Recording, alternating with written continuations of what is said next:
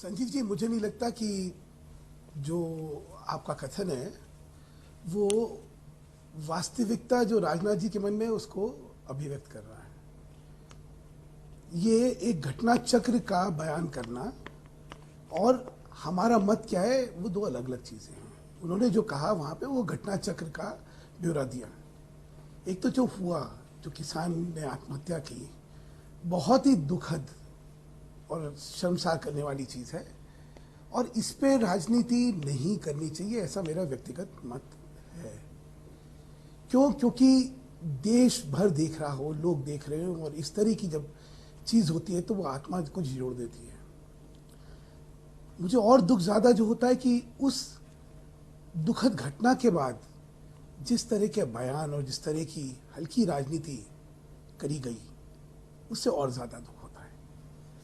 मैं कहने के तो आम आदमी पार्टी के इतने जनों के इतने बयान गिना सकता हूँ, सब कर सकता हूँ मैं, लेकिन मैं उस चीज में नहीं जाना चाहता। मेरा कहना है कि हम राजनीतिक लोगों को कहीं एक लक्ष्मण रेखा जरूर खींच लेनी चाहिए कि कुछ विषयों पे हम लोग राजनीति से उठ के सोचें और अपनी अभिव्यक्ति करें।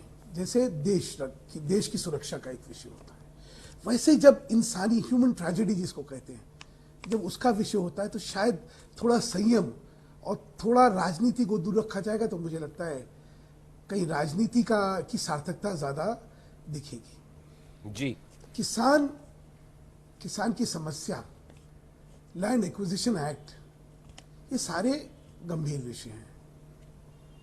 कुछ सत्य अपने आप हैं और इसलिए जब शोभा जी कहती है तो मुझे लगता है कि शोभा जी कहीं अपनी गिरेबान में झांकी है, क्योंकि देश में राज तो आप ही लोगों ने करा, नीतियां आप ही लोगों ने बनाई, सारा इंस्टीट्यूशनल फ्रेमवर्क आप ही लोगों ने बनाया। किसको राष्ट्रीय त्रासदी की संज्ञा दी जा सकती है, किसको नहीं दी जा सकती, वो आपने तय करा। कितने % डैमेज की क्रॉप पे आप कॉम्पनसेशन देंगे, कितने पे नहीं देंगे, आपने तय करा। सब चीजें तो आपने करी।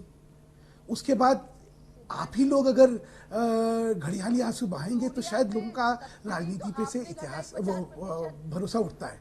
उस पे तो बोलिए यूरिया पे जो किसान आज यूरिया नहीं मिल रहा, पैदावार नहीं कर पा रहा, मैंने एक शब्द नहीं बोला, मैंने एक शब्द नहीं बोला। शोभा जी आपने इतने गंभीर इल्जाम लगाए, मैंने एक शब्द नहीं बोला। जब मैं बोल रहा हूं तो कृपया मुझे मेरी बात रख लेने दीजिए, उसके बाद जो आपको कहना कहिएगा ना। मैं इसमें पहले लैंड एक्विजिशन एक्ट के बारे में आते, बार बार शोभा जी ने कहा कि साहब ये जो है ये इंडस्ट्रियल हाउसेस को फायदा देने वाली चीज है। अच्छा शोभा जी, इस पूरे उसके अंदर प्रकरण में ये 1 इंच जमीन जो कि प्राइवेट हाथ में जाने वाली है, ये अमेंडमेंट उस पर एप्लीकेबल है क्या, ये बतला दीजिए मुझे आप। एक पीपीपी मॉडल में भी अगर जमीन सरकार के पास रहेगी तब ये एग्जम्पशंस है, नहीं तो नहीं है। तो फिर इंडस्ट्रियल हाउसेस को फायदा पहुंचाने वाली जो इल्जाम है वो आप कैसे लगा सकती है, भगवान जाने। मुझे तो राजनीति में यही हास्यास्पद लगता है कि अपने ही करे वो गुनाह। जी हाँ, सुधांशु मित्तल साहब, आप अपनी अगर बात कंप्लीट करें तो मैं एक बार जी बताएं क्योंकि हम दरअसल लैंड एक्विजिशन बिल पे आज चर्चा नहीं कर रहे हैं और शोभा ने वो बात उठाई, ओझा जी ने, आप उसका जवाब देने अगर एक सेंटेंस में कंक्लूड करें तो मैं उस स्थान पे, उस गांव में जाना चाहता हूं जहां से गजेंद्र सिंह आया था, वहां के हालात, असली कहानी, ये शख्स कैसे पहुंचा दिल्ली, किस मकसद से पहुंचा।